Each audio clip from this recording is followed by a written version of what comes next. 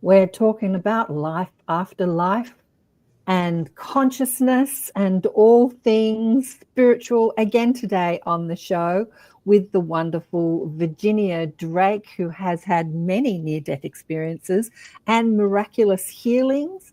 It's going to be a great show. Ginny and I have already had our podcast show. We've been chatting for about half an hour, and I said, you just have to repeat everything we've just said because she's been telling me great stories.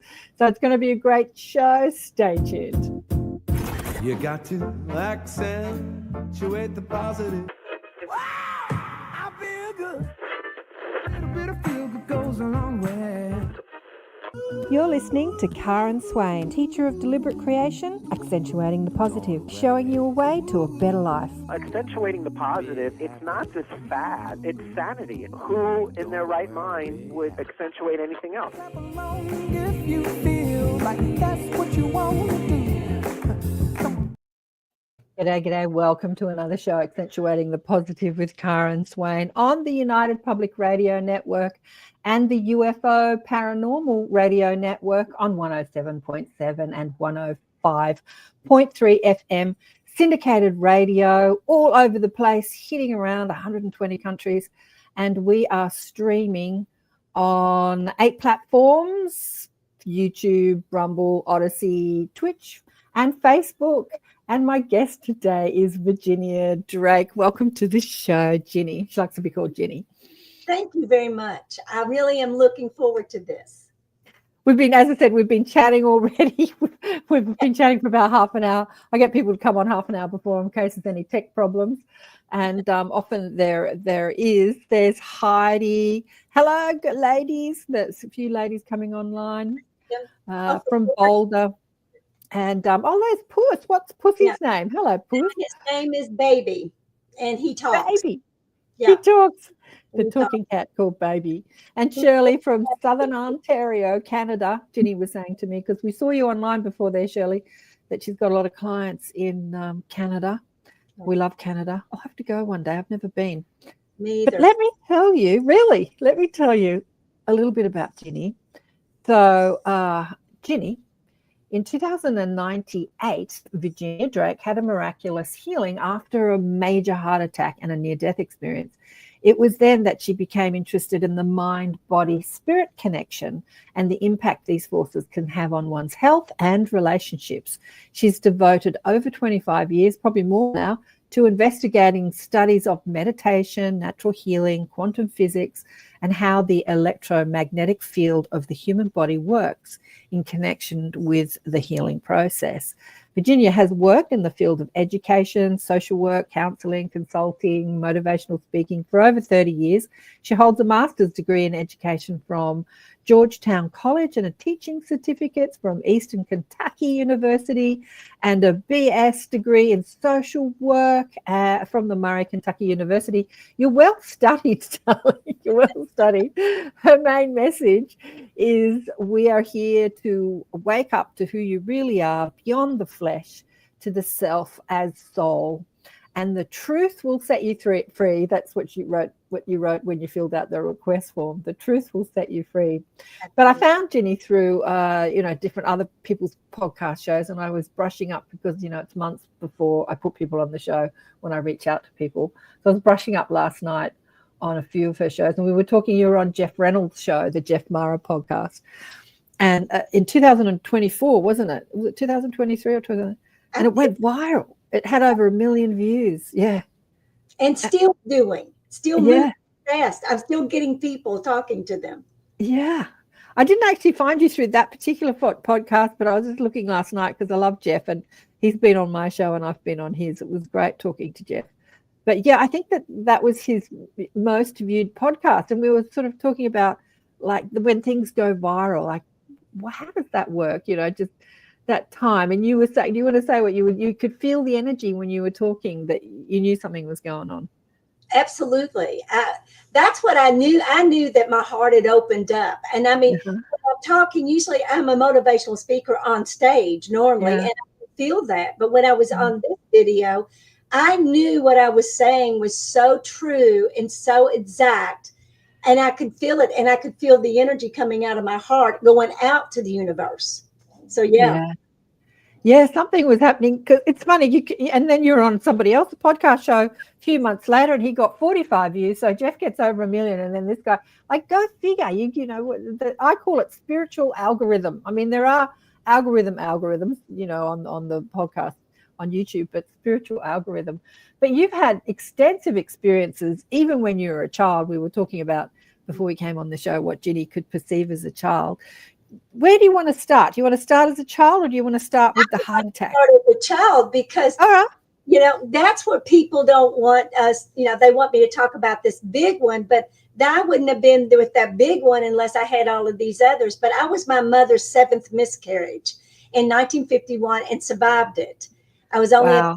7 ounces, and people thought, well, in fact, my mother's doctor told her, said, I don't know, she'll make it. And they were just astounded that I could. And my mother had to have clothes made for me because I was so small. And as I got older, I could see things. I could see ghosts. I saw the red eyes. And this is what a lot that came out on that one video is that I could see the red eyes. They would come through the closet, and I would see them at night, and it scared me to death. I was in fear of all of this for a long, long, long time, just terrified. What are red eyes? The red eyes, well, obviously, I'm not the only one that could see it, because a lot of people on that one video that I did with Jeff, people came out of the woodwork, said, we've never had anybody say that they'd seen it. And I had seen it. I mean, they came in with big black, red eyes, and they would be they looked very reptilian.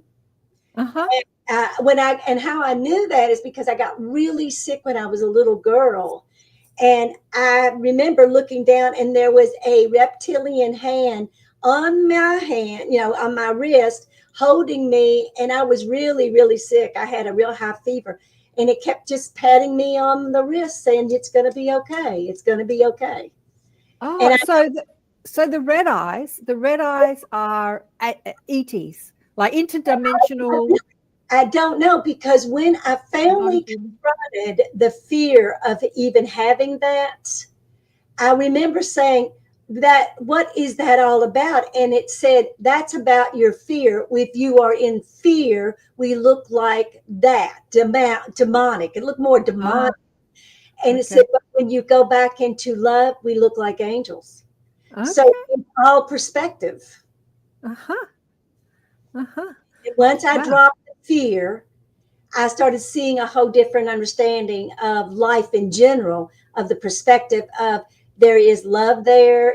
I could do things differently. I saw things differently. It was amazing. It opened me up to really understand my fears more than anything. Heidi says here that she had a little miracle baby born at 25 weeks gestation. Wow. Just 1.8 pounds. Yes. Wow. We didn't want to come in, obviously. I mean, I was fighting, I think. I didn't really want to come in. And when you said your mother's 7th miscarriage, she was having a miscarriage. Like she had, so she was having a miscarriage, but you were born alive. Yeah. Well, at how many weeks? I was 7 months. Wow. I was premature. And she just stepped over what her problem was. And this is, women have that today.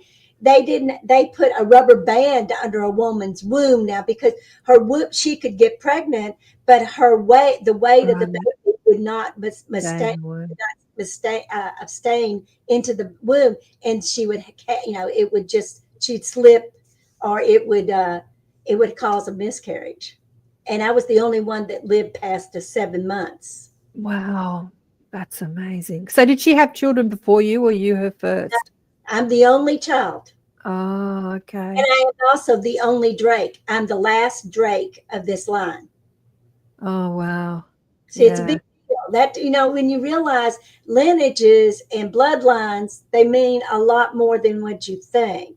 Especially in America, we've never really looked at our lineage and why that's important, why we're here. I had to do a lot of research, because being Drake, and I went to London, England, and that's when I realized I'm not from here. I'm from England, because the minute I hit the land there, I felt like I belonged there.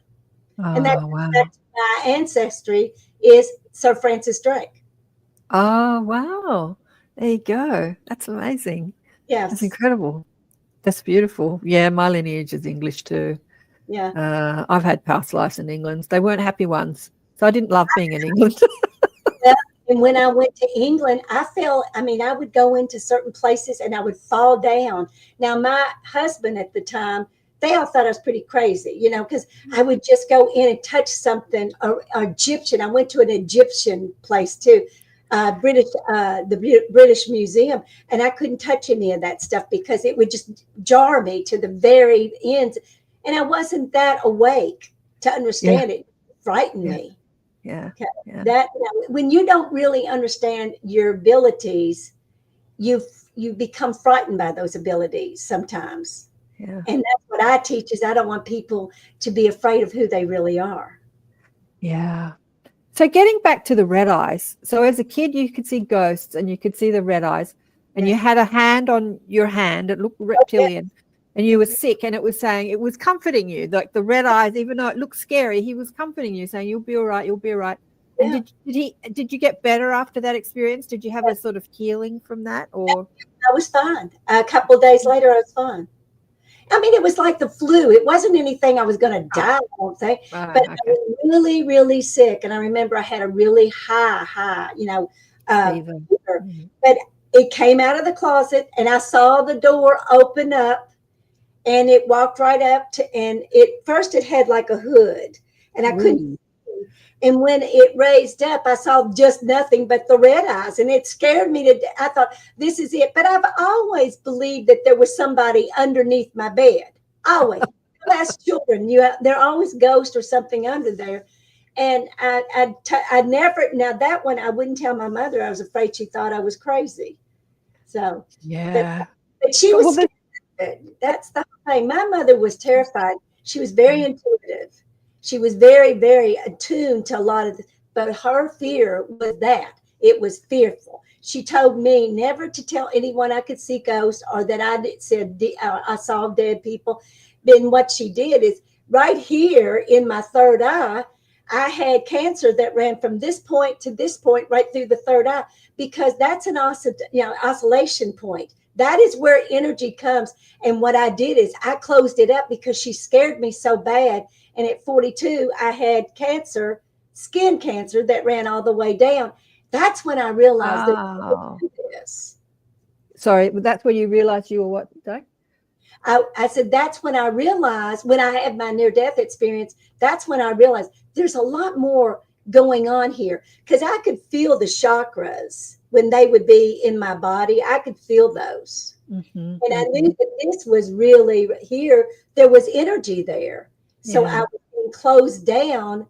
And then when it came open, it was like, well, the near-death experience in 1998 opened me up wide. I mean, everything.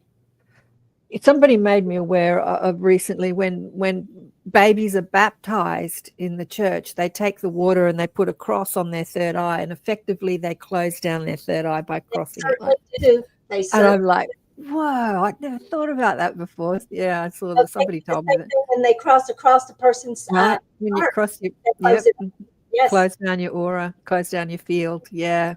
But you were also telling me before we went live that you saw your father died when you were 16, and you saw his ghost. And I said, did you tell your mother? Do you want to share that story? I told her that because she was at work, and then she worked at night. So I was sitting here and I saw him walk from his bedroom because he had just died 2 weeks, I think week before or 2 weeks.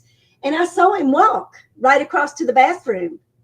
And it shocked me so bad, because the only reason why I even caught it is there's a squeak in this, because I have this house now, and it would walk through, and it was like a squeaky, piece of wood on the floor, and you would hear him. He was heavier than we were.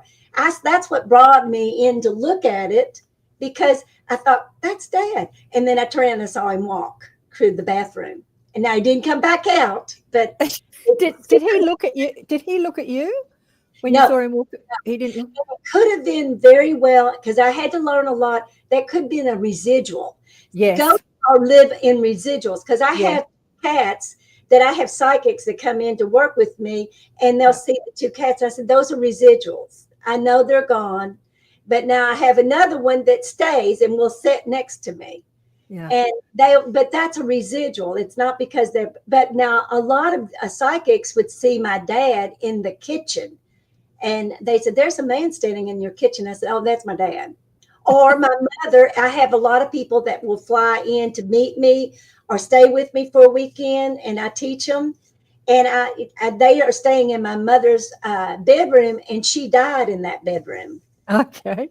And so I don't tell anybody that, because if I did, they'll get scared. But most of them will wake up and they said, that was a real odd thing. But this, I felt like somebody was tucking me in. I said, oh, that's my mother. Mom will tuck you in. That's so cute. She would touch. My mother did this with all of us. She tucked us in really tight and keep us from being afraid. And I started laughing because I had, and also she turns on the light in the bedroom and turns it back off. Yeah. So, and I mean, people started saying that my light went off last night. I said, oh, well, that's my mother. Yeah. My daughter's grandmother died recently, and she was messing with my lights. She was haunting me, but she thought it was hilarious because she knew I could see. So she was pushing art of my daughter's off the wall in the middle of the night. Slam! A painting had fall off the wall. Actually, the night she died, that happened. And then she would mess with the lights. And I'm sitting in bed one night, and my lamp on the bed is like, it's almost like it was doing Morse code. It wasn't just flickering. It was like going, and I like, because we used to call her Bubby Ninny. She was 100. I said, is that you, Bubby, messing with my lights again? She was hilarious. She just had so much fun. She stopped after a while. But when she first died, she thought it was so great to haunt me, or at least haunt somebody that, wouldn't be scared. But it was so funny. But my mother, what she did is we had a big house on a farm, and we had a smoke alarm that kept going off. And I kept telling my husband, I said, you need to get that fixed. So he went up there, and there was no batteries in it. So immediately I said to him, I said, let's go check the house, because my mother's trying to tell us. So we checked everything. I kept thinking, was there going to be a fire or anything? Right. Nothing happened. But when he came out of there, he pulled, was sitting in a ladder, and he said, there's no batteries in this. And we heard it for like a week and a half. Wow. He'd go, beep, beep, beep, beep, beep, and then it would stop. And I said, you need to get those batteries. And when he saw that, he kind of got almost shaky about it. He said, Jenny, there is no batteries in there. That happened to me too, Jenny. My dad's cousin lived in New Zealand. She was in her 90s, but a couple of years before she died, her husband died. And we were sitting in one room, and in the other room was an old television. We upgraded her television, and we had put the old television in this other room, and it came on. And I said, that'll be Bert, her husband. And I went over to the television, and I held up the plug. I said, it's not even plugged into the wall. It came on. The television came on. But anyway, we're going to get to your near-death experience in 1998 in a minute. Okay. But what was I going to say? The question I want to ask you. So your mum was scared of all this. You were psychic. You saw ghosts and red-eyed people, and she was scared of all this. After she crossed over, did you have a conversation with her about all this? Yes. Oh my gosh. My mother and I always, it was oil and vinegar. It never matched, because she was very much protective. And I understand it more now than I ever, as being a mother. I wasn't a mother at that time. She was so afraid that something was going to happen to me. So she was very, very safe to make sure I did everything right. And I did not do this, or I did not. She just was terrified if anything was going to happen to me. And one night after she died, I was meditating is what I was doing. And I have her rocking chair that I loved, that rocking chair. And we would sit with her, and she would sit in that chair. And one day I was just doing a meditation. It said, you need to go get lemon oil, and you need to really oil that rocking chair. And I thought, oh, that's cool. That's what I should do. And so I went and got the stuff, and I was just really cleaning it up and doing the things I needed to do with it. And I felt somebody come through the veil, or it's like a veil, like it's like the curtain opens and you Yes. feel like they walk in. Yes. She came up right behind my back, and I heard her whisper. She said, "Can you forgive me?" Oh. And I thought, Mom, Mother, you weren't ever needed to be, worried about that. But I felt her embrace me from my back and put her arms around me and held me real tight. And she said, "I love you, and never forget that I love you."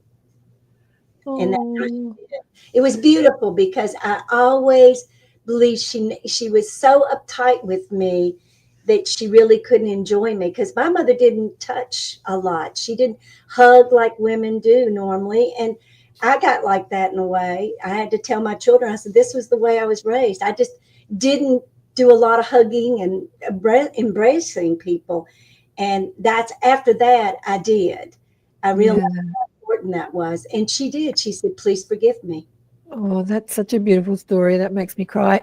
So she was basically saying not forgive her because she was an awful person, but forgive her for not believing in who you are and for Yeah. being scared. Yeah. Well, I think she was tough on me. I don't regret it now. I look at the way I am now at 74. I am the way I am because of my mother. Because my father died when I was 16. And it was tough. I'm going to tell you, she was a tough, tough lady. But I do not regret it now. I really am blessed that I had my mother. And when she put her arms around me, and I mean, you know what I'm talking about, Karen. When you feel them, it's not like being flesh with them. It was a oneness thing, and you could feel her. And she's come back before. Like I said, she still lives. She died here in this house. And if I have guests in there and they're staying in the guest room, they'll get tucked in, or their lights will go off. And I never tell them, because if I tried that before, and when you tell them, they're already expecting it. So, I thought, because when they came in, they usually come in and preface. They said, "That was the weirdest feeling. The light just came out of nowhere." And then I finally have to tell them, Yeah. So, Yeah. but no, I don't regret. And then I live on Angel Avenue. Oh, really? That's funny. I live on Angel Avenue. I've been on Angel Avenue since I've been 8 years old. Wow, that's First amazing. house that my father and mother had in the 50s. He was in World War II. And now my dad shows up, but he doesn't talk. But you can see he will meet you. I mean, like I said, psychics used to come over and visit me and talk to me, and we would work together, and they would see him in the kitchen. They'd see him in the kitchen, and he doesn't talk. Have you ever sort of said, like, let's have a chat, Dad? Heidi says here, I've had that experience of being held, such a loving, supportive, unconditional love. It's a feeling I'll never forget. Yeah, it is. It makes you change. Your perspective changes very radically for that. Yeah. You realize there's more to it. Have you never tried to have like a two-way conversation where he's talking back to you with Dad on the other side? Well, no. My grandmother came back, but my father was kind of real close to the vest. And I think that's one reason. He's probably having to take time to really, because you don't have time over there. What do you mean close to the vest? What does that mean, close to the vest? Close to the vest, that's an American slogan thing. It means that he's real close. He doesn't like to talk about a lot of things. Oh, I see. I gotcha. Real close to himself. So he was very private. And when you're private, even when you cross over, you still have that same characterization that you haven't let go when you cross over. And he's been gone for a long time, since 1968.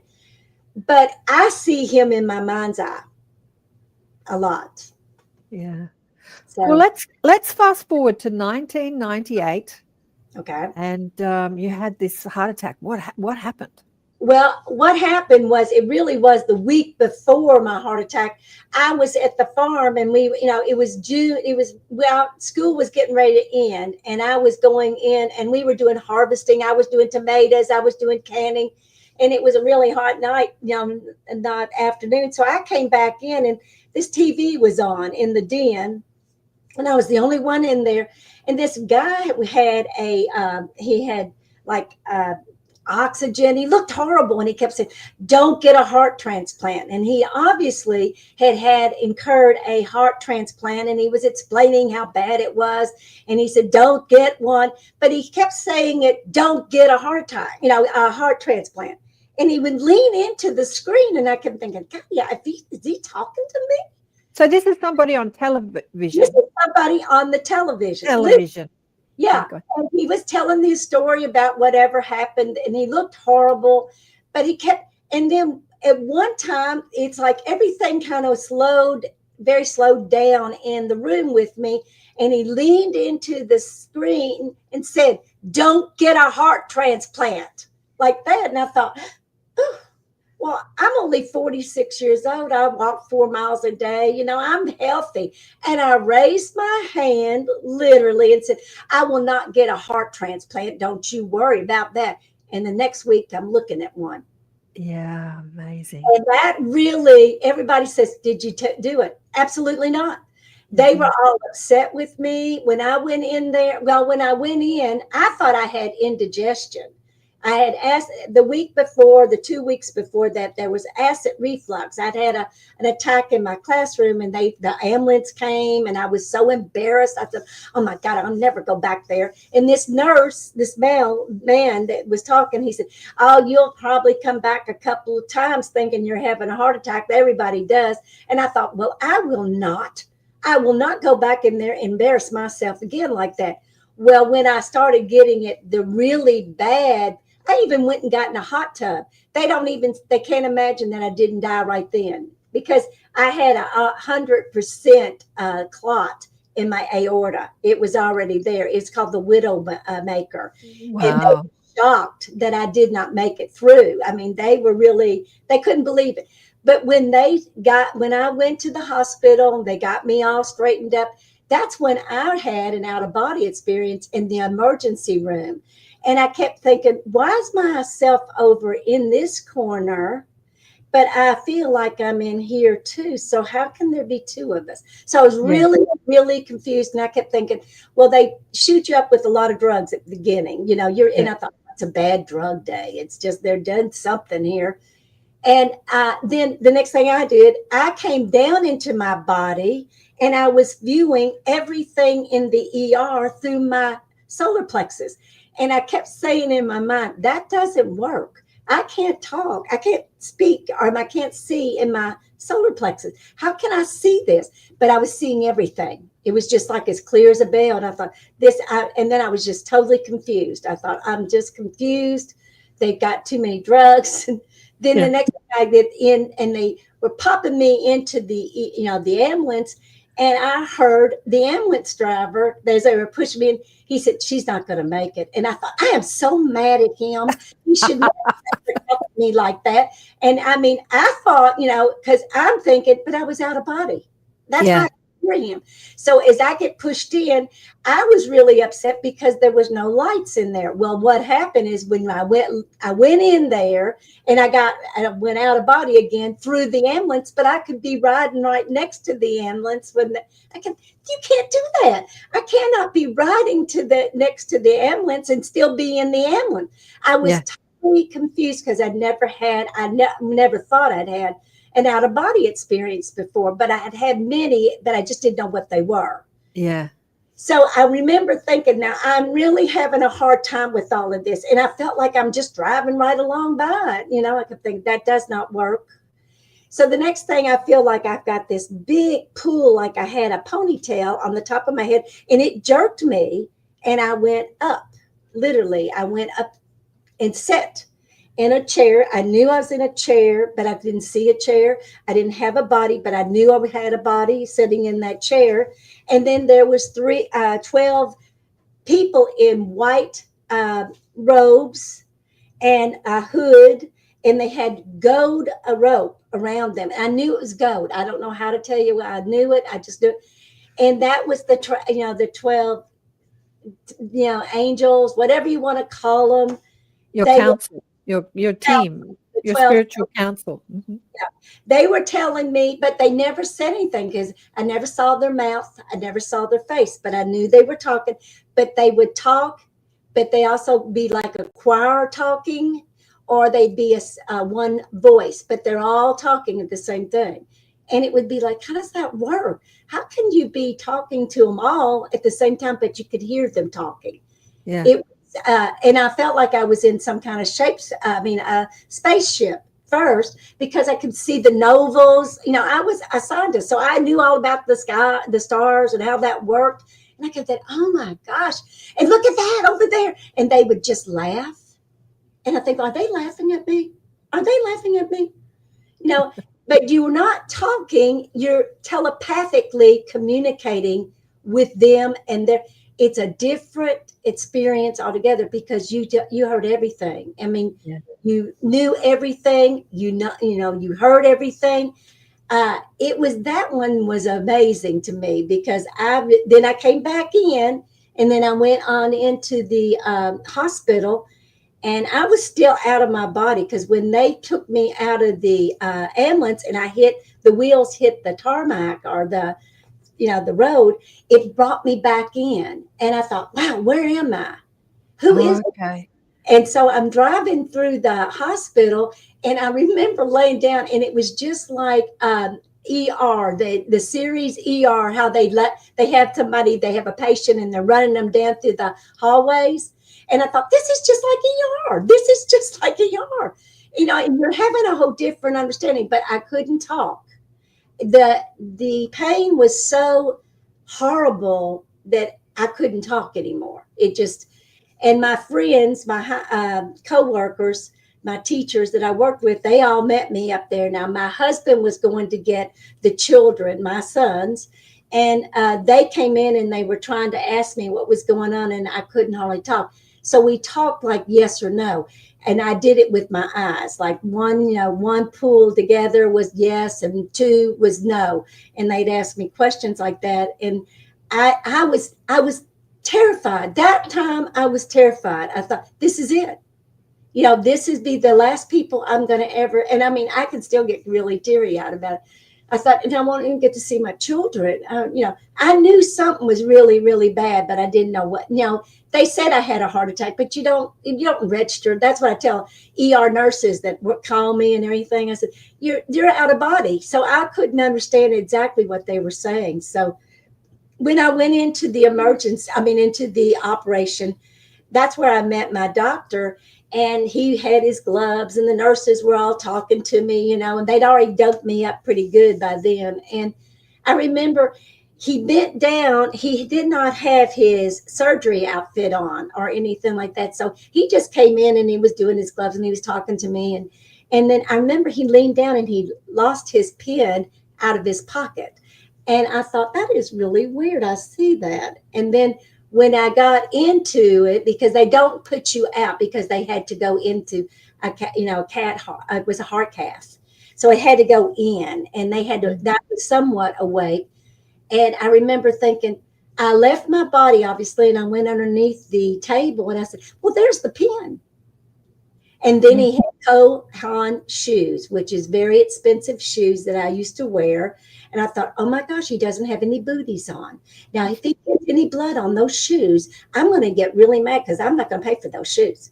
Now, the craziest things you think the craziest things. Yeah. I mean, here I'm dying, and I'm worried about his Kohan shoes. Worried about him getting blood on the shoes.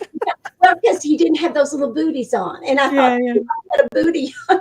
I mean, you think, and I kept thinking, why am I even caring about that? But it doesn't matter, because you think your mind is in a different state of mind than your soul. And that's what it is. It's a split.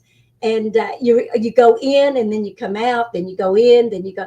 And I remember I was telling somebody on a podcast, they said, well, that's not, oh, yes, it is a near-death experience. You're out more than you're in. So, well, it's interesting that you say that you're in and out simultaneously. I've had that experience too, of being in the body and out of the body. Like, I knew I was in my body, but I also knew I was viewing my room from the ceiling Yes. And I could see through all the walls as an experience Yes. that I had. And I could see my daughter waking up to come in but I knew I was in and out of my body simultaneously, like we are multidimensional. Yes. And I remember Nancy Rhines. I had Nancy Rhines on the show, one of the first near-death experience, maybe the first near-death experiencer I put on. She was hit by a small truck. She was on a bike, and so she was smashed to smithereens. But as she's being dragged under the car, she's viewing it from outside, like watching herself but she's also in a body. So she said she had that experience. She was an atheist too before that. And she saw the accident happening from outside the car, but she's also in her body being dragged under the car. It's amazing that we can have that view of being in the body and out of the body simultaneously, right? Yes.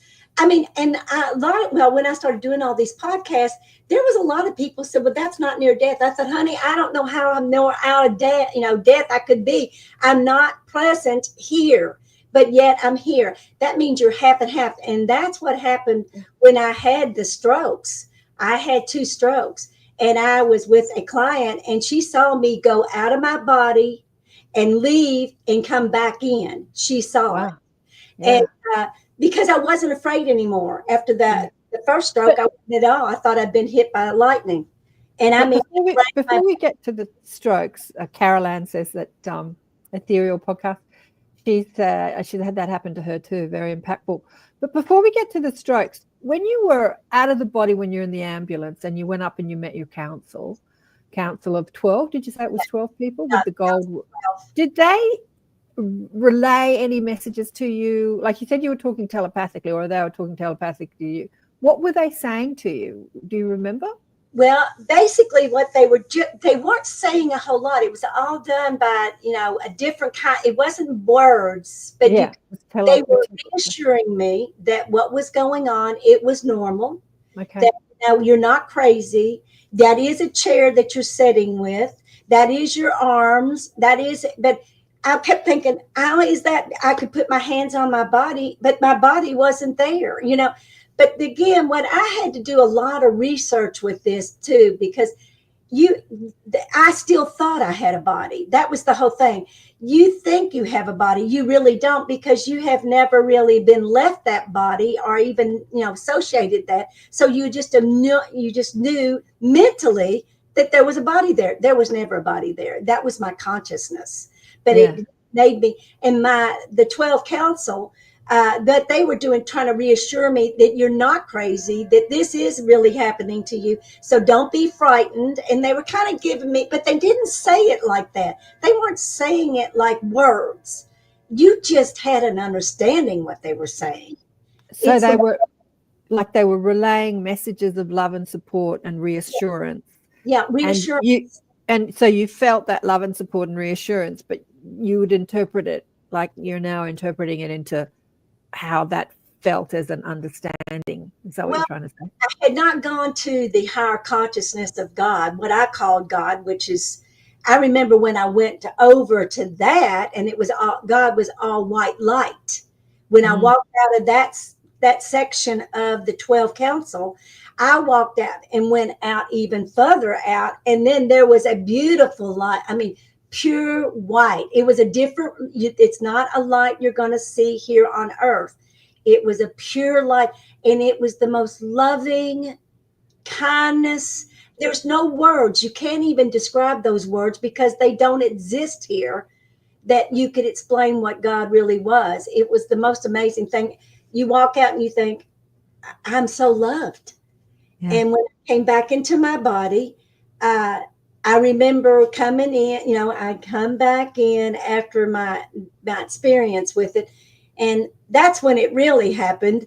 I was sitting in there, and there was a woman in the ER, not at the ER, we were in there together. She was older, and there was just a little, like a sheet between us. I mean, because we were at the major, all these nurses were in there with me, and because they thought I was going to die. That's what I assumed, that they didn't think I was going to make it. But also at 46 years old, most of those nurses were at my age or less. You could see their faces every time they would come in there that I had this heart attack, and you could see how they would feel about it. Now, the lady that was with me or in there with me, she was older. She was in the process of dying. But in that process, when I was in there with her, I remember I was just so confused. I was exhausted. I was very exhausted. And I remember looking in the corner of that hospital room, and it was like a little bitty pin light in the corner. And I thought, wow, I wonder what that is. And the next thing as I focused on it, it got bigger and it got bigger. And the next thing I know, it was bigger than the room, bigger than the hospital. And I looked up and I could see 6th floor. I knew I was on the 3rd floor. I did hear that. And I thought, my God, it's on the 6th floor. And it's bigger. It was a giant. It was Archangel Michael. And he came down onto me and he said, it's time for you to wake up. And he was very firm and very strong. And I thought they're supposed to, and I remember laying down, oh my God, I thought they're supposed to be nice. I thought they're supposed to be nice. You know, you have all these misconceptions of what you think you're seeing. And then this group of angels that came in, and I couldn't hear a word they were saying, but I could see their mouth. And they just were going around my room, there's no way they could have done that, because there was a boundary between me and that lady, and there was no wall, but they were going right around. And they were talking to me, but I didn't understand a word they're saying because they were talking so fast, or the vibration wouldn't match. That's the only thing I could. And the next thing I know, then Archangel Michael is outside of the room, past the window, going, you can do this. You can do this. And I thought, what am I doing?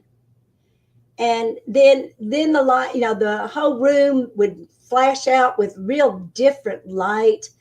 And it went off and on all night. And then in the middle of all of this, I think it was about 3 or 4 in the morning, and there was a man that came in. I assumed it was her son. And when I was listening to him, because I was listening to him talking to her, but I was also listening to this that was going on.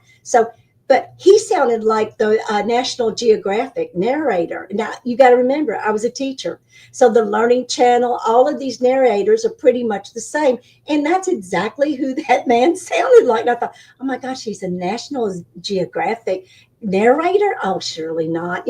You're really thinking this is crazy, bad drugs. I didn't know what to do, but I kept thinking, okay, just keep yourself together. You got one more, light will come forward and you'll figure it out. So the lady did die.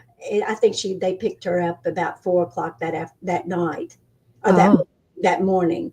Yeah. And the nurse came in, and it was that, if you lived in a hospital ever bit, it was going to be 6:00. They're going to throw a cold wash rag on you, and I remember I looked at the nurse and I said, did the lady, pass? And she said, yes. I said, that was the weirdest thing. She said, what? And I said, that sounded just like the National Geographic narrator. She said, it was. That was her son. He just flew in from California. Oh. And he worked for National Geographic, did he? He was the real narrator. Oh, wow. Yeah, that's how they knew. This is what I'm saying. The universe knew that I would not believe any of that unless I had a true understanding that somebody was on the other side over there, because that was real. I knew that was real. I knew that when that nurse told me that that's who he was, it was like everything just opened up, because I knew I heard that and I had this happen. So it had to be real. Oh, I see. So you heard what was like happening in physical reality, but you were also hearing and seeing what was happening in another realm or in spiritual reality. Let me ask you, when she crossed over, the lady that you were sharing the hospital room with, did you see her, like perceive her at all? No, when she was crossing? Probably most likely not to see her. I was so overwhelmed about what was really going on that but the thing that I needed to know is it was real. Right. What really went on with Archangel Michael, even if he went outside the window outside, or the lights that are going on, angels are coming in, that was really happening. So I was in the metaphysics of it all, or supernatural, and I was in the natural world of reality that I thought was a reality. the higher consciousness of myself said she won't believe it because I was too much of a scientist. Yes. Yeah. Mm-hmm. And I thought, because even though I had profound experiences and really amazing things, I still didn't believe it too much because I thought I was crazy. Yeah. Think of how many of us have these experiences, especially children when they're telling you something. Because I had one of my clients was only 7 years old because they were going to take her to a psychiatrist. And if it hadn't been for a dear client that I had, she said, do not do that. Take them to Jenny. And we sat down and I talked to that little girl. And she said, she was telling everybody she could see their auras. She could see everything. And I said, you can't tell them that because everybody was so upset with her. The teachers were afraid of her. Can you imagine? See, there's how long ago was that? Oh, she's probably now about 20. Yeah, this was a while ago. Yeah, because her parents were so scared because what happened to her is we had that tsunami that killed a whole lot of the people. They went straight through her room. They went through her room and she directed them to the light. Hang on. I'm confused. When the tsunami came, who's they went through? The little girl? But the little girl, she was what they would hear her talking in her bedroom. You can go now. Go on. It's okay. And she's directing. I see. So the people that died, she was directing them to the light. The people that died in the tsunami. Okay, I gotcha. And she was telling them where to go. Okay. Because her mom and dad thought she's losing it.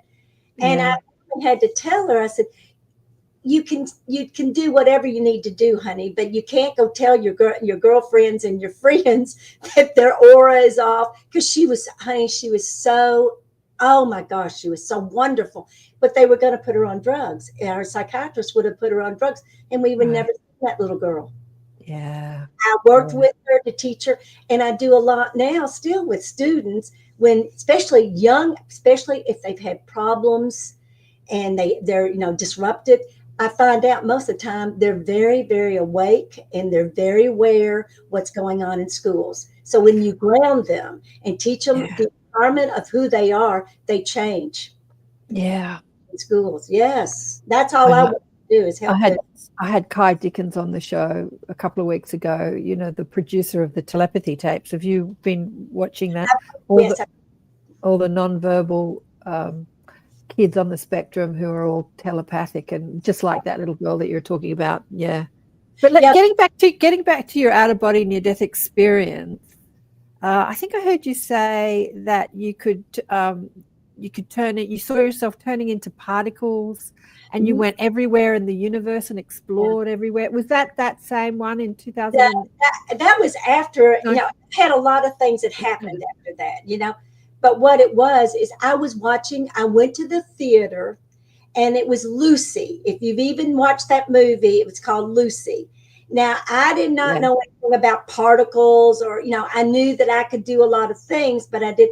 And there was a movie, and what she did is she broke into particles. And the next thing I know, I'm into particles in the theater, but I'm way up in the top of the theater trying to figure out how do I get back into my body. I could see my body, and I could see the back of my head. And I think, now how am I going to get up there or go back in there? How did I do that? Yeah. And I had this guy that was right above me in the theater. He had hot popcorn. I could smell it. I knew exactly who I was, where I was. So I pinched myself enough to where I could come into my body. And the person that was with me in the theater, I tapped her on with my little finger, and it brought me back. And I did that with my husband a lot of times because I would go out of my body in the middle of the night, and I would go into I'd be paralyzed. And I'd had to learn how to really squeeze my whole beingness in one little finger so I could tap him so I could come back in. But I didn't know that's what I was doing. Okay, so when you were going out of your body, you couldn't move your body. Like when you felt yourself outside your body felt like paralyzed. But then you sent like some sort of thought stream, energy stream into your little finger to move it. Somebody, if long as I could touch somebody or touch somebody that was alive. That's the way I thought it was, because that's how I would do it when I had my husband. And this happened in a theater. So I didn't know how to get back in. I didn't know how I got back in. And that's how I did it. I did the same thing with my ex-husband, or my husband at the time. I would push my little finger. I push all that force in that finger so I could just tap somebody and it would bring me back in. That's so interesting. I've heard many people talk about when they have their out-of-body near-death experiences, that even Preston Dennett says this too, who's an expert astral traveler, that as soon as he would think about the body would literally pull him back in, and it was harder to stay out than it was to stay in. Like, or when he was deliberately learning to astral travel, and he said that when he'd get out of the body, as soon as he got excited, he's like, I'm doing it. Even the excitement will like pull him back into the body. It's like, oh shucks, I'm back in. But like when he's out of body, that pull of the body, it just keeps sort of asking you to come back. But you weren't experiencing that. You were not experiencing the pull of the body asking you to come back. Yeah. No, because I was stuck out there, and I was really concerned. How am I gonna get back in? How do I do this? Yeah. But I had practiced, because I had I would be paralyzed in the middle of the night. It was horrible.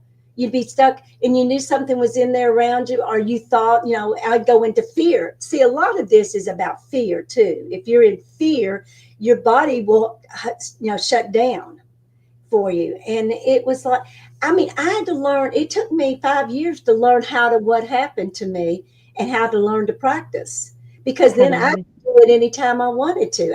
I can set, that's what I was telling you with Jeff Marr. I was dancing out I went through a window, and I was dancing out in the universe with God, just discussing whether I should maybe I need to retire. And I came back in, and within 10 minutes, he had asked me to be there. I would like to interview you. And Ginny and I were talking before we went live about her. How did she get on the Jeff Mara podcast? And his name is Jeff Reynolds. His wife's name is Mara. And he called the podcast Jeff Mara, but his name is Jeff Reynolds. And she was out of body dancing with God. I love this. And then she was thinking, maybe I'll retire. And she comes back in the body, and then he reaches out and says, come on my podcast. What the worst thing was about that is I was bored. And I said to the universe of God, I said, I've been bored. Boy, did that hit. Oh my gosh, for a year and a half, I had people, I had 50 to 60 emails every day. I had to do everything. I thought, I'm not bored anymore. And my producer said, don't ever tell God you're bored ever again. And see, I didn't even know what viral meant. He called me up 2 or 3 days after the interview, and he said, what have you done? I said, what have I done? I don't know what I've done. What do you mean? He said, it's gone viral. I said, what does that mean? I had no idea. So it was, and I had to hire him. He's a student as well as a friend. He said, don't ever do that again. Don't ever tell God that you're bored. That's so funny. So that was in 2024. I think things have calmed down since then. Oh, absolutely. Like over 1 million views on YouTube, just on YouTube. Yeah, because he's on several other platforms. We don't even know. I'm on about 25. Yeah. It ran through it so fast. I've never seen anything like that in my life. And I've been doing this, like I said, since 2001. So Jeff thought that you had done something spooky to make that show go viral, because that's his most viewed podcast on YouTube. So he thought that you'd done something to make it go through. Like, what have you done, Ginny? No, he's never. We talked after the second one. We did the second one. That was only 70,000 views. But he said, I've never seen anything like this. I said, well, I can't tell you what I felt, because I have never done this before. So I had no idea what that meant. I was just being like I am right now. I'm not, holding back on anything. I'm saying it. The only thing I can think of is when I did have a Jesus experience. He stayed with me for 18 months after my near-death experience. That's where I learned about the Bible. And I have a big Bible. I was a Catholic at that time, and I had a big Catholic Bible. And he he had it in his hands and it turned into water. And he looked at me. Now, I was a lifeguard and a manager of swimming, and I was a swimming coach. He had the Bible went into water, and he said, dive in. It's very simple in there, and you'll find out the truth. And that's what I did. So how long after the near-death experience? So let me get this straight. So you've had the near-death experience when you're 47 in 98, and then you've had about 5 years of trying to adjust to the experience of being out of body a lot after that. Yes. And dancing with God and turning into particles. And so how long after the near-death experience did you have the Jesus experience? Oh, that came in about 6 months later. So basically, what were you doing when you had that experience? I was I was informed that I needed to meditate. You were meditating. Yeah, I was going to learn to meditate. But I'd also, during that meditation, I recognized that I could see flowers would talk to me, birds would talk to me, the grass told me, and I had a farm. The grass said, you don't have to mow me. All you do is ask me not to mow, to grow. And I remember telling my family, my ex-husband, well, my husband at the time said, you're crazy. And he would do this, like, oh my gosh, she's a crazy person. And birds, I could walk in. I was doing walking and everything. And they would go, hi, Jenny, how are you doing? It's so glad to see you. And I thought, oh my God, did that bird just talk to me? But the most impressive thing that I think I've ever really, there's two of them. I was standing in the field at the farm, and I just reached up and tapped the sky. And it went, va-vom, va-vom, va-vom, va-vom. And I said, I did that. I know it. Then that's when everything came forward. I mean, and I laid down in a quilt. It was on a Sunday, and I wasn't going to go to church. I just told my family I'm not doing church anymore. I'm going to lay in the field because that's what God asked me to. And they would just, oh, here she's nuts. And I took a quilt out there by the field, and I laid down, and Mother Earth came in and said, let me teach you how to breathe. And I laid on top of the ground, and all of a sudden I was there with her, and she took a breath through my entire body and opened me up to what the universe really is. She was beautiful. She told me that you don't have to do anything. I can recycle myself.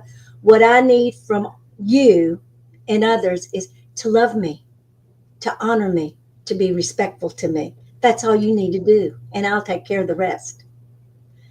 And I would tell everybody my experience, and they would just go, yeah, roll their eyes. And in my little small town, I was highly I was respected in here, and they all thought I'd lost, she had she had that heart attack, not enough oxygen in the brain, she's kind of crazy. It hurt me very deeply because I did not flinch when it came to that talking. I would not. And in fact, that's how I found out that near-death experience opened me up, because my ex-husband, my husband at the time, was molested by a priest. And the dead priest came to me and told me what he'd done to him. And I was a psychiatric social worker, and I worked with sexual abuse. So I knew exactly. That man literally walked in my bathroom. I was on the toilet. Everybody thinks this is so funny, but I was sitting on the toilet. He walked through my door by himself. There was no door. I mean, he walked through it, and he came in, and he was in a priest outfit, and he started telling me what he did to him. And I thought, I've been married at that time 27 years, and my husband never once told me. Oh, wow. So I was afraid to tell him, because they all thought I was pretty crazy already, talking about the grass, talking to the flowers. The flowers would sing for me, and I would go outside and they would sing for me. And I mean, they thought I was really whacked. And my sons today, one of them does. He thinks I'm really lying, but no, there's two worlds that are going on. And this is what I try to explain to people. There are two worlds, the supernatural world and the world that we think is reality. That's not. It's an illusion. And once you really understand that you walk that's why I called it the narrow road. I was trained by that 18 months with Jesus about the narrow road is through your heart. You've got to learn how to use that narrow road. The Bible spoke in a way that, I was raised first as a Baptist, so I knew the Bible. And then I went to being a Catholic because of my father's death that he went through. It opened me up to see that there is so much more in this world that I didn't want to miss it ever again. Yeah. Getting back to you talking to Mother Earth, I had a beautiful woman on the show quite a few years ago. What year was it? I think it was just 2020. Yeah, so 5 years ago. Belinda Womack, who was a scientist, and then the angels came to her and said, "You work for us." And so she talks about the 12 archangels. There's many more, but she talks about the 12. And she said Mother Gaia, Mother Earth is one of them. She said that the consciousness of Earth is one of the archangels. And so when you were relaying that story of Mother Earth talking to you and breathing, she said the same to me recently, Ginny, that such synchronicity. I was doing a guided meditation and she said, breathe with me, get everybody to breathe with me, get everyone to tune into my breath. And let's breathe together, breathe with the earth. And so when you said that about her asking you to breathe with her, it just like, wow, that's exactly what she said to me really recently, like in the last few months. Yeah, breathe with me. See, that gives me some chills. I know that's correct. Yeah. Yeah. But let's go back to, because you're skipping along, here we go so fast. Let's go back to husband's priest molesting him. Coming to you and telling you and asking for forgiveness, and then you having not known about that. Did you tell your husband that happened? No, I was too afraid. No, it all, let me tell you, it all worked out the way. I told the priest, I said, look, they already think I'm crazy, and I'm sitting here on the toilet and you're in my bathroom and you didn't walk through my door. I really am questioning my whole beingness of crazy, and I'm not going to do anything. If you want this to be given out or told to Ron, you need to make sure you do something well. You better think of something, because I'm not going to say it, because my family thought I was nuts. They wanted to have me committed. So is Ron still alive? Are you still with Ron? He's no longer with us. Okay, but when he was in his body, you never told him of that experience? He wouldn't. They wouldn't listen to me. They wouldn't listen to you. I mean, he got into I wrote a lot of my diary and it. They got on it. My sons laughed at me. They thought I was crazy. Well, when I ended up, I wasn't going to tell him. So what happened was, this is why I know it is so perfect. On Sunday morning, we always had coffee and we had that, newspaper. And I went into the bathroom and I opened up the newspaper and I opened it up like that. And my eyes really went down and started working. And this little bitty article, teeny weeny article, that these two priests had been, they had been found out that they were abusing children in the 60s. And one of the priests was called Father Wood. Well, I already heard about Father Wood. He was dead when I got into their family, and I thought, Father Wood. So that was Father Wood that was in my bathroom. Oh, that was him that came to you in spirit, Father Wood. And but surely, Ginny, if you told Ron, your husband, that you had spoken to Father Wood and he had told you that, wouldn't that have been evidence that you were really talking to him? No. Because he told you a secret that Ron had never told you? Well, he told everybody that he'd already told me that. And he never told me that. I've been married to him 27 years. What he did is I caught him. He had an affair. And I caught him and he said, well, the priest did this to me. And I thought, all right, you're going to blame the priest for you having, that's the way it was said. Now, this day, he told my sons, I told her that. Well, he told me exactly what he thought he told me. But I'm a psychiatric social worker. If I looked at him one day and I said, if you had told me what had happened, I said, go back, Ron.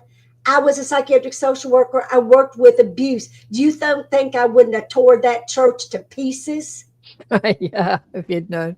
We have to do a station ID break, Ginny. Let's do a station ID break. You're listening to ATP-Media, Awakening and Expanding Consciousness with Karen Swain on the United Public Radio Network and the UFO Paranormal Radio Network, on 107.7 FM and 105.3 FM, syndicated radio, hitting about 120 countries and streaming on 8 platforms.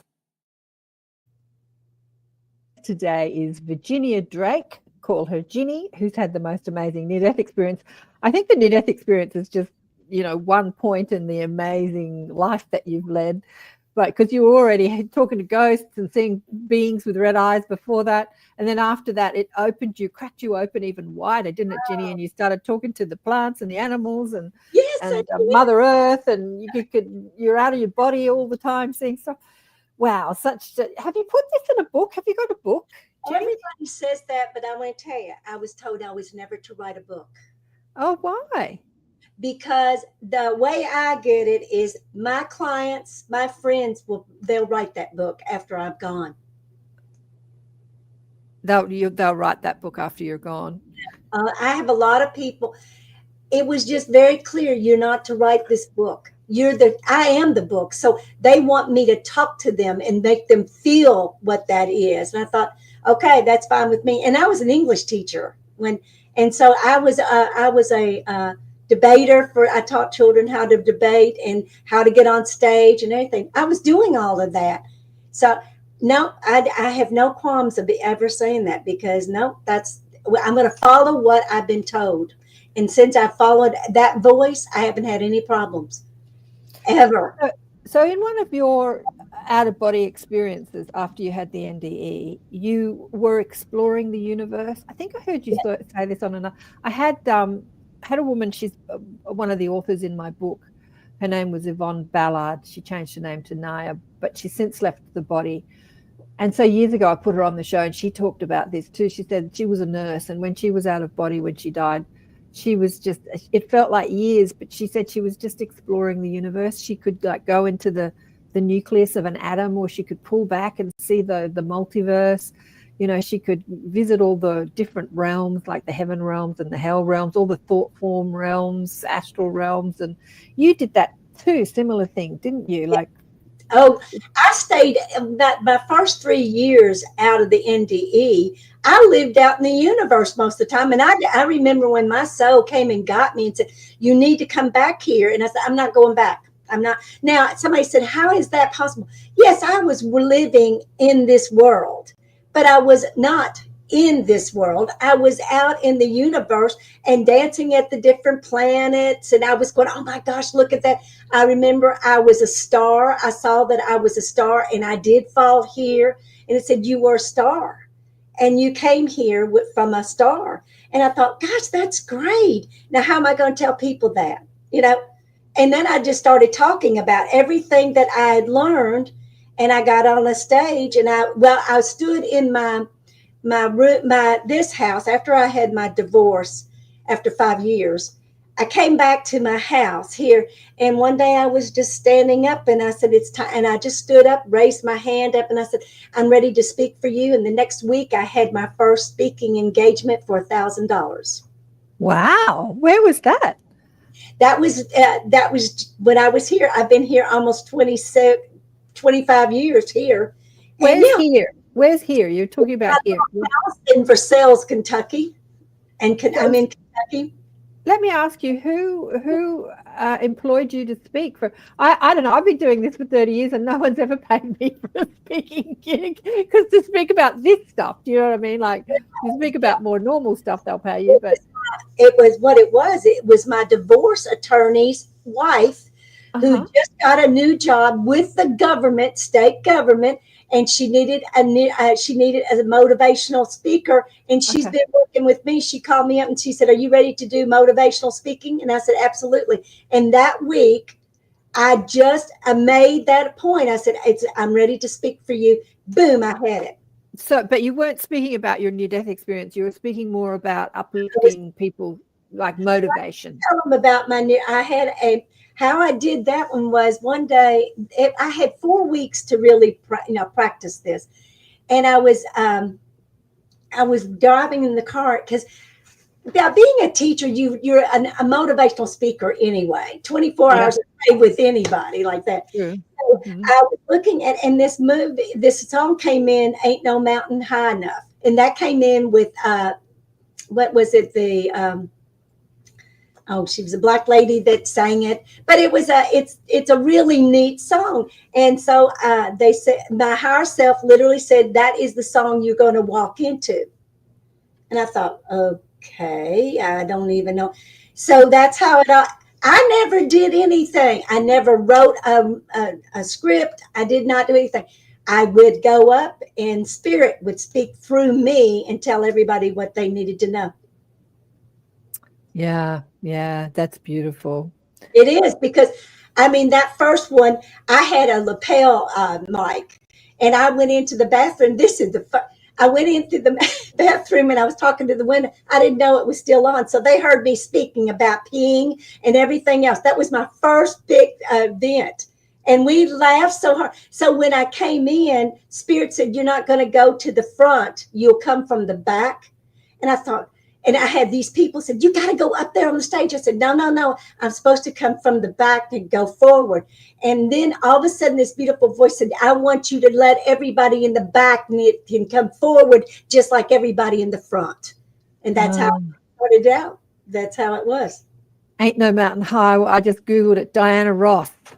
Diana Ross. No mountain high. And I danced all the way through it and went down to people, sat in there and was just doing it. Man, I was rocking, And I talked about the light of God, how that light is, electromagnetic field, and an empowerment. Now, this is in the state of, the state of Kentucky, in what it was called the Aging Committee. That's what I was there for, because I was older. Nice. It was. And I had a fan base then. I had all these people that were in the state with the state. I went to their conferences. I mean, I became very successful with the state of Kentucky. Yeah. I was talking about that lady that's in my book, Yvonne Ballard, who calls herself now Indigo. He says here, she misses now. She found my channel through that interview with her. Yeah, she was just this little voice on YouTube trying to get out, just like you, Ginny. She'd had this amazing experience and she didn't know how to communicate it. And she was really bad at communicating, actually, at the time. She got better. Mm-hmm. And she just would do little videos, and she was talking about the nature of time as she understood it from the other side, which is hard to wrap our linear minds around. And I found this little 10-minute interview of her trying to explain it, and I just knew that she knew, like, this woman knows stuff, like you. Like, she had been, she had the memory of just exploring the universe and knowing who we are beyond our physical selves. And I don't care, and I want to thank you, because it's so nice to be able to talk to somebody that's been around. A lot of these podcasters, they just wanted to hear the near-death experience, but they didn't understand the richness of what I was teaching and what I was saying. Because if you've never had that experience, it's like, I understand, Yeah, exactly. I don't understand. I mean, the biggest thing in my entire life, and I've done some amazing things at 74, but this was the biggest event at the age of 46 to all of a sudden go blam, and you hit the wall and you say, I think I know everything. Yeah. And it's not what it is here. Right. And that really upset a lot of people, because I walked out of my business. I was told you need to quit your job, and I did that day. What were you doing at the time? I was a teacher. Oh, you're a teacher, yeah. Mm. And what it was, I did not end up, going completely through. I went up to my principal, and she looked at me. She was very intuitive as well, and she said, "Are you getting ready to quit right now?" What I'm going to do is, I'm not going to quit, but what you're going to have to do is you're going to have to give me 3 weeks off, or 2 weeks, or when I say I need something, but I will not be coming back after next year. I will finish this out. And I did, but I mean, I did not do anything that they asked me to do. I said, I don't want to die like this. I said, so they were very kind. They were just glad that I was going to finish out the year. So yeah, and then when I walked out, they gave me a big reception. They were beautiful. The kids, some of the students that were still in college, they flew back in, or they rode back in to say goodbye to me. And I was touched by this. I mean, it was amazing. Well, once a teacher, always a teacher. I mean, you're still teaching. You're just not teaching math. You're teaching consciousness. I don't know what you call it. You're teaching consciousness. Consciousness. I think we need more consciousness teachers. I think all the schools should employ people that teach consciousness. Well, I wanted to teach teachers how to utilize the energy that we can bring in, because I was doing it. I remember I would be sitting in my teacher's lounge. I said, did you see how the kids, when they came up and they all hit the light bulb, and I knew everybody got it, and they all my friends would say, you know, only you, Jenny, only you can see these things. We can't. Oh, we had a ghost in our school, and we knew, and they said, Jenny, go over there and tell that ghost not to come forward. And I said, I would just, I mean, that was before I'd had my near-death experience. Yeah, you could see them. Yeah, because I would be seeing that. Indigo says here, yes, thank you, Virginia, and other guests for speaking your truth and helping us navigate this reality. So grateful for channels like yours, Karen. Thanks, darling. I agree. Shirley agrees 100%. Look, I'm just thrilled at the amount of, the amount of, like, the Jeff Reynolds, having a million people tuning into your story, and the other shows that are just going, their episodes like this are going viral. Even though my episode might not go viral, it's not about me.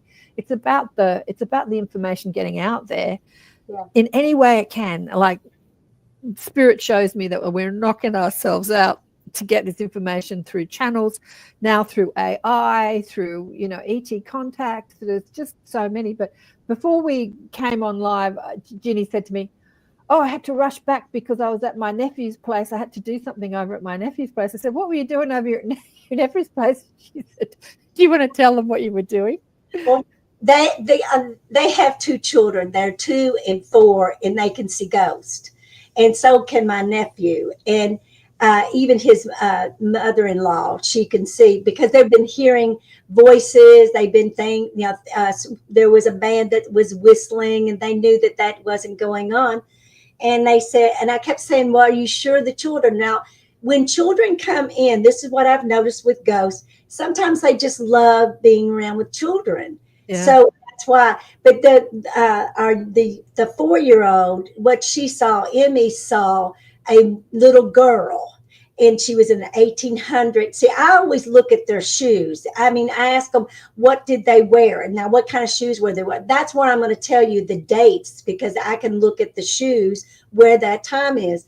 And so what she did is she said it was she said she had a white dress, but my nephew saw her also. And he called me. He said, look, I've seen her. My kids are seeing her, and my mother-in-law's seeing her. So we got to get something here. So I went over today and saged everything. But when he went into the bathroom, because I was teaching him, when he went into the one bathroom, the water's turned on by itself. And he called me, Aunt Jenny. And I went in there and I said, what's going on? He said, it turned on by itself. I said, well, this is where our location is. I said, let's start praying. And I said, do you understand that you are dead? And we did not hear anything. And then we heard, and it wasn't a pop. It's just like you have an understanding that I think that it's got the ideal, because it's in-dimensional. It doesn't realize it's dead. And so the time, because I see people sitting on the side of the road, and I know that they've had an accident because they look very frail. They don't know what they're doing. They look very, confused. And I just go by in my consciousness, you're dead, and then they disappear. So basically, once they know. So you're saying that a lot of ghosts, and this has been confirmed by other people who've been on my show too, that they think they're still in their physical body. Like you said, when you were out of body and you were speaking to the Council of 12, you expected to still have some sort of body, but you actually were not a body, you were light. Right. So these souls, I won't call them poor souls, they've died and they don't understand they've died. So as soon as you explain to them, you're dead, that gives them permission to sort of like, oh, I'm okay. And that sort of changes a paradigm in their brain or something, in their mind or their consciousness, because they're not in a brain. Yeah, because and a lot of ghost hunters don't like me to show up because I want them to go. I mean, I've gone to the battlefields of the worst battlefields. And I mean, I see them raising up from the earth and they're bloody and everything. I said, do you realize that you're not in this time zone anymore? Right. And And I mean, these are soldiers, and they'll look at me and they go, "Whoop," they're gone. They're gone. Right. Yeah. A lot of Interesting. those hunters don't like that because they want to play with them. I don't want them to play with them.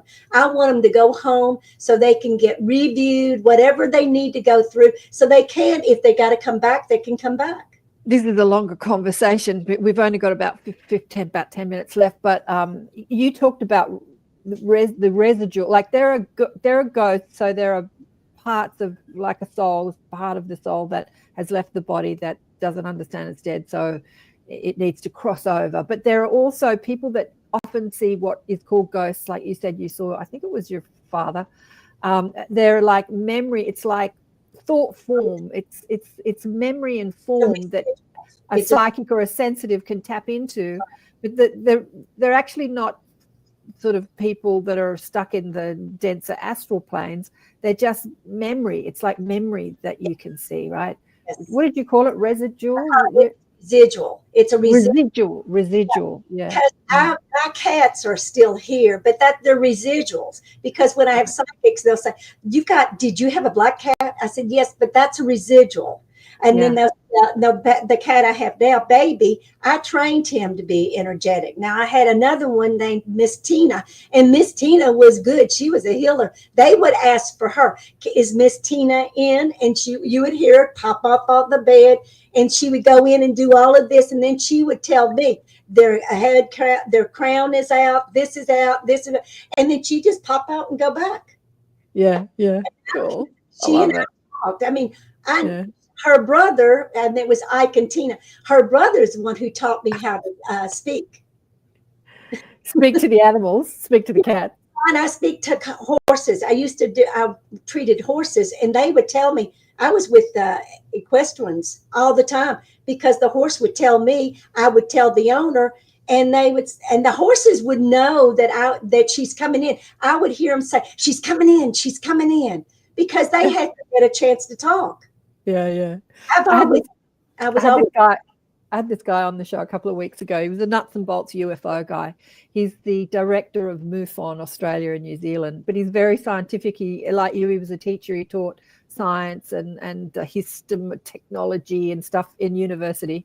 He's no longer teaching, but he said something funny to me. He said, well, you can't talk to the animals. And I said, have you not been watching my show?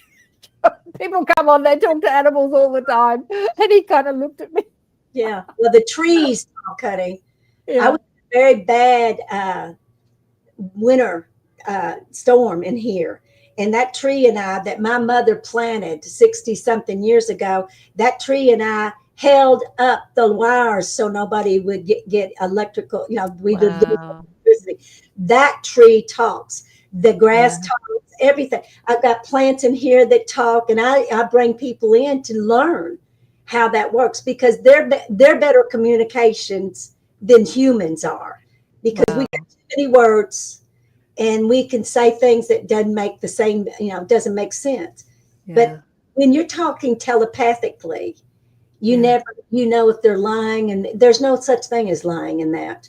I think it was Bashar, Darryl Anker, who channels an ET called Bashar. I think he coined the phrase. He calls it telepathy. And when I first heard that, because I speak telepathically to spirit and dead people and all sorts of it is an empathy. It's like telepathy. It's not like you're just hearing words in your head. You're feeling, like you said, when you were with the council, you feel everything. It's like your whole body receives the information. Like your cells know. Yeah, it's like it's hard to even describe it. There's no language. That's not a language. That is a feeling of that rings every cell in your body. Mm-hmm. Yeah, it's especially when you go into particles. Because I have clients that have been here and I've disappeared in front of them. Wow. I had a man who flew all the way in from Chicago. He said, "I've heard you can, you can disappear." He said, "Do it." And I did. And he went, "Holy shit, it works." Oh, I want to see that, Ginny. I had a guy years ago when I was hosting events like this on a Monday night who said he was an ET. He said he could do that too. And he came to my house and I had a little group there. He said that he could disappear. He could merge into the wall. And he didn't actually do it. Well, I didn't see it. He asked me to turn the dimmer down so low that you could hardly see him. And I'm thinking, oh, come on. But he said he could do it. I'm sure he could do it, but I didn't see it. He said, yeah, emerge into the wall. What does Carol Ann say here? Ethereal encounters unveiled. Exactly, Karen. Even if one person sees it as transformed, it's all well worth it. I know, Carol Ann, this is talking about podcast shows that only get out of you. We're running out of time. We've got 6 minutes left. I wanted to talk about, I heard you talking about walking through plasma, which is kind of what we're talking about, walking through walls. And what's that mean, walking through plasma? It feels like water. You know how when you're going through a pool and the water's about up here, and how you feel the force, but you don't see the water, the water's there. That's exactly what plasma feels like. It's water. I mean, it's not water. It's like loose jello. That's what it feels like. So this is when you leave your body, like your consciousness leaves you, and then you walk through plasma. You're a quantum physics teacher. What is plasma to you? Plasma is that it is the substance that we all have right now. It's all here. Everything is on a frequency anyway. So just because these chairs and what we're sitting on, that's in a frequency to show solidity, to be solid. But when you go into a different state of mind, like I can go into liquid, and it goes into a liquid form. Everything then is waving. Everything is soft and very movement. It's like water. And I mean, I do that when I have people here. They'll go into, and I'll say, do you see the energy of the room? And it also, what occurs to me is it gets misty. It gets just real misty. And that's why I really am not disappearing. They just can't see me through the vent. Exactly. Yeah, exactly. Oh, you are fascinating. You are a joy. It's been gorgeous to have you on the show. I appreciate you because you know what I'm talking about. I do know what you're talking about. Girl, if we can just start talking to everybody, know whatever we're doing, they can do it. And that's what I try to teach them. Anything I can do, you can do. Well, I think that on another podcast, I think that's what Jesus said to you, everything up. And he often says that to me too. I grew up pretty agnostic, didn't believe in any sort of Christianity or any religion really. And yet I had Jesus talking to me all the time, which was kind of weird because I didn't really believe in him because he was connected to a church I didn't believe in. But he always said that everything I can do, you can do too. I think he said that. It's right there in the Bible. Yeah. Right there. And that's what I'm telling you. There's a lot of people. That's what I saw. All these people that sent me emails and they wanted to talk to me. It was over that. Yeah. That's what it is. I think, he was telling us that. I often think about his message that he brought to the earth, which I don't think humanity really understood until now. He was very much talking about this shift that we're going through now. A lot of the things he said were sort of predictive about this time on earth right now, because it's only now that telepathic psychic abilities are starting to come more into the mainstream, and they've stopped being called woo-woo or crazy or demonic. There's still a lot of that going on, but it's only now that and he was talking about that. We got 3 minutes to go. What do you want to say before you go? Last message. Well, what I just want to say is that whatever I can do, you can do. And the more you can get out of your own mind and really fall into your heart and feel what the truth is here. Don't believe anybody. Well, there is a thing, it's Isaiah 2:22. Place no faith with the man who breathes through his nostrils. Yeah. If you got nostrils, honey, don't listen to what they're saying. Yeah. It's Holy Spirit. Anything Ginny can do, anything anyone on the podcast can do, we can do. Absolutely. I don't think, this is one of my messages too. Being psychic is not being special or gifted or demonic. No. It's being human. It's just being human. You can develop it. Ginny actually asked me before we went on, I said, have you got any questions for me? And she starts interviewing me. How did you get into this? And were you psychic as a kid? And I said, not that I was aware of, but I wanted to develop it. And so I did. And I think that anyone can develop their psychic abilities. And, that's what the whole upgrade in DNA that a lot of healers talk about is about bringing all those abilities back online and the ability to leave your body at will and to understand who we are as energetic beings. It's where we're going. It's where we're going. That's it. It's been such a pleasure and a joy. Thank you so much for being on the show, Ginny. Oh, I enjoyed you tremendously. Thank you. And thanks for everybody that's been on the chat, all the gorgeous girls. Wonderful. What did Indigo say here? Lots of synchronicities confirming puzzle pieces here. Thanks, darling. And Shirley and Heidi, thanks for being here. Virginia, thank you for all the luscious ladies that were joining our chat. Sean, Kelly's coming up on the United Public Radio Network and the UFO Paranormal Radio Network with Into the Night is Sean's show coming up. And thanks again for joining us, and we'll see you again next week. Who have I got on the show next week? Can I bring up the calendar? I haven't got it in front of me. But remember on Wednesdays at 6 p.m. Eastern Time, Kristen's coming on. We're doing a Q&A, so get your questions ready. Oh, Des de Zuckerman's coming up next week, who's somebody who can see auras and she understands the human energy field. She's a healer and a teacher. She's amazing, coming up next week. But Thursday morning in Australia, Wednesday is our new show called Elevate Consciousness with Carol Ann and Kristen. Kristen's coming on. We're going to answer your questions. So I look forward to seeing you all again too. Big love to you, Ginny. Bye for now. Thanks, everybody.